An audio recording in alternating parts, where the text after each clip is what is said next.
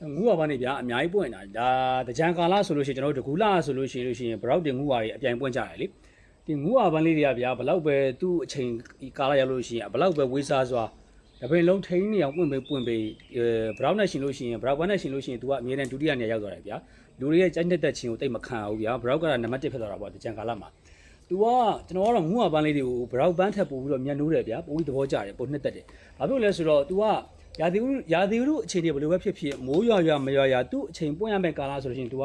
ထိန်ပြီးတော့ပွင့်ပေးရဗျာ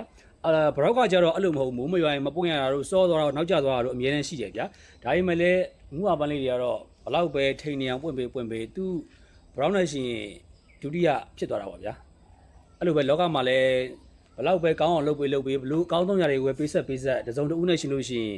ဒုတိယဖြစ်သွားတဲ့အရာတွေအများကြီးရှိတယ်ဗျာငူဝါပန်းလေးလိုမျိုးဒုတိယဖြစ်သွားတဲ့သူတွေများရှိရင်တော့ကောင်းမှရေးခဲ့ဗျာကျွန်တော်ကတော့ဒီငူဝါပန်းလေးတွေကိုဘရောက်ပန်းထပ်ပို့ပြီးတော့ညှနိုးပါတယ်ပို့ပြီးသဘောကျပါတယ်နောက်ထပ်တစ်ခုကဘာလဲဆိုလို့ရှိရင်ဒီငိုးဝါပန်းလေးတွေကလှပရုံနဲ့မကဘဲနဲ့သူ့မှာစေးပတ်ဝင်တဲ့အာနိသင်တွေပေါ့နော်အများကြီးရှိတယ်တဲ့အဲ့ဒီစေးပတ်ဝင်တဲ့အချက်တွေအများကြီးတည်းမှာတစ်ချက်ကတော့ဒါဒီငိုးဝါပန်းလေးတွေကိုတဲ့ပြုတ်တောက်မှဆိုလို့ရှိရင်တော့ဒီဝမ်းချုပ်နေတဲ့သူတွေကိုဝမ်းမှန်စေတယ်ပေါ့ဗျာဒီငိုးဝါပန်းတစ်ခါလောက်ကိုပြုတ်တောက်မှဆိုလို့ရှိရင်တော့ဒါဝမ်းချုပ်နေတဲ့လူနာတွေကိုဒါဝမ်းမှန်စေတယ်ပေါ့ဒါကတော့သူ့ရဲ့စေးပတ်ဝင်တဲ့အချက်တွေကတစ်ချက်ပေါ့ဗျာ